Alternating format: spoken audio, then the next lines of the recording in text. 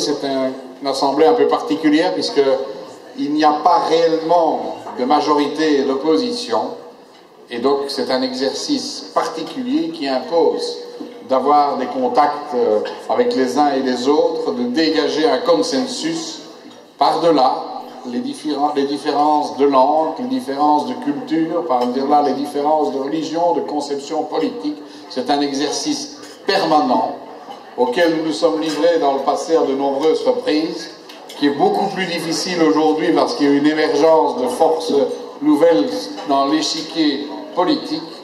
Il y a des échéances de temps qui sont placées et puis il n'y a plus d'argent. Et donc, il est devenu très difficile pour nous en Belgique de faire un compromis, mais nous y arriverons. Nous y arriverons à force de volonté, à force de travail et à force de dialogue. Et donc je voudrais dire que ce dialogue que nous voulons en permanence, je crois qu'il faut le prôner partout. C'est ça qui doit retrouver sa place pour faire taire les armes partout où elles s'expriment. Et aujourd'hui, on pouvait se réjouir de la décision des Égyptiens de rouvrir une frontière, et puis dans le même temps, on apprend une triste nouvelle dans votre pays, puisque les forces de l'ONU sont victimes d'un attentat. Ça ne doit pas nous décourager. Ça doit nous inciter à poursuivre le travail partout, et notamment aussi au travers des Nations Unies. Ce qui doit effectivement être cet organisateur des Nations Unies de la recherche permanente de la paix partout où elle devrait se trouver. Et donc je voudrais vous dire que certaines rumeurs ont circulé selon lesquelles le gouvernement belge allait retirer ses troupes au sud du Liban. Je suis bien placé pour le dire, ce serait une erreur magistrale. Et donc je peux vous assurer que comme président de la Chambre, ministre d'État, mais aussi au nom du Parti socialiste dont je suis le vice-président, nous allons tout faire pour garantir le maintien d'une présence belge au Liban. Plus encore maintenant.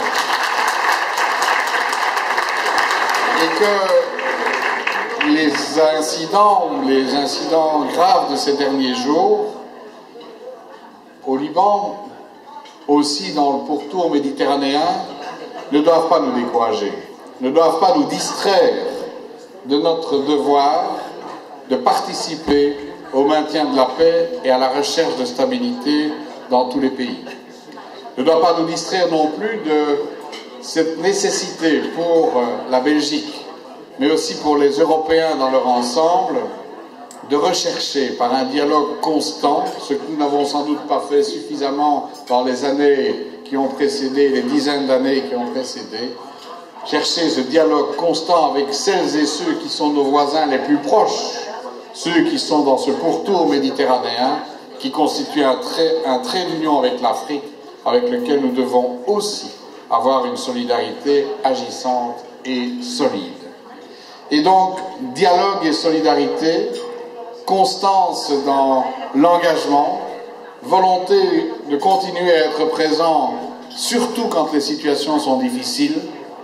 C'est le message que je voulais vous faire passer aujourd'hui aux différents titres que j'occupe. Mais en tout cas, vous savez que c'est aussi une marque d'engagement et d'amitié que de prendre cet engagement à votre égard à chacune et à chacun.